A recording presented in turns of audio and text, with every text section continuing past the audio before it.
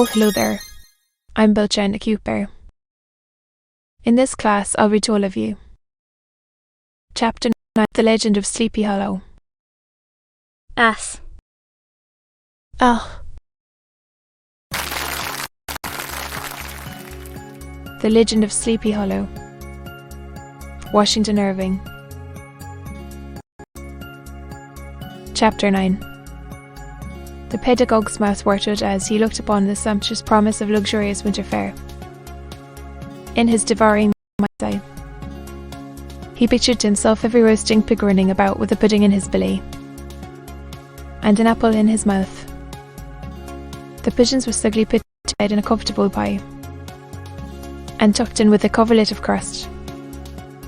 The geese were swimming in their own gravy, and the ducks purring cosily in dishes, like snug married couples, with decent competency of onion sauce.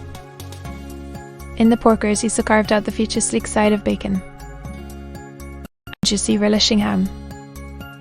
Not a turkey, but he beheld daintily trussed up, with its gizzard under its wing, and peradventure a necklace of savoury sausages, and even bright Chanticleer himself lay sprawling on his back, in a side dish, with uplifted claws, as if craving that quarter which his chivalrous spirit disdained to ask while living. As the enraptured Ichabod fancied all this, and as he rolled his great green eyes over the fat meadowlands, the rich fields of wheat, of rye, of buckwheat, and Indian corn, and the orchards burdened with ruddy fruit, which surrounded the warm tenement of Ventassel.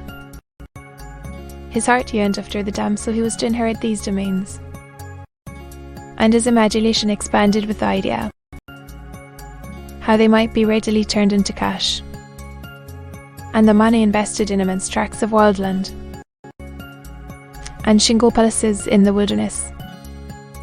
Then, his busy fancy already realized his hopes, and presented in the blooming Katrina, with a whole family of children, mounted on the top of a wagon loaded with household trumpery, with pots and kettles dangling beneath, and he beheld himself bestriding a pacing mare, with the colt at her heels, setting out for Kentucky, to Nasir the Lord knows where.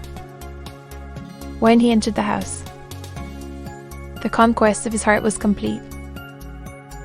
It was one of those spacious farmhouses, with high ridged but lily sloping roofs, built in the style handed down from the first settlers, the low projecting eaves forming up piles along the front, capable of being closed up in bad weather. Under this were hung flails, harness, various utensils of husbandry, and nets for fishing in the neighbouring river. Benches were built along the sides for summer use, and a great spinning wheel at one end, and a churn at the other, show the various uses to which this important porch might be devoted.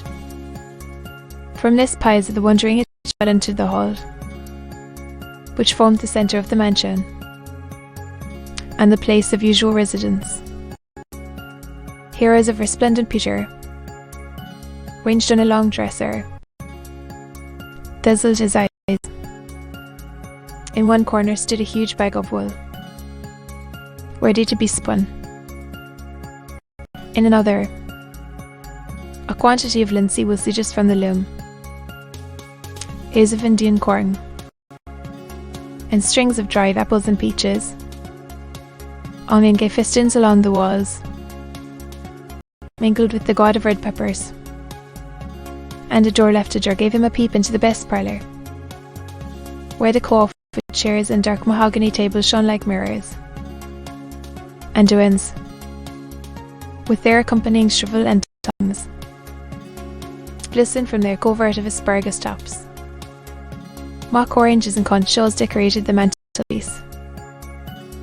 Strings of various coloured birds' eggs were suspended above it, A great ostrich egg was hung from the centre of the room, and a corner cupboard, knowingly left open, displayed immense treasures of old silver and well-mended china.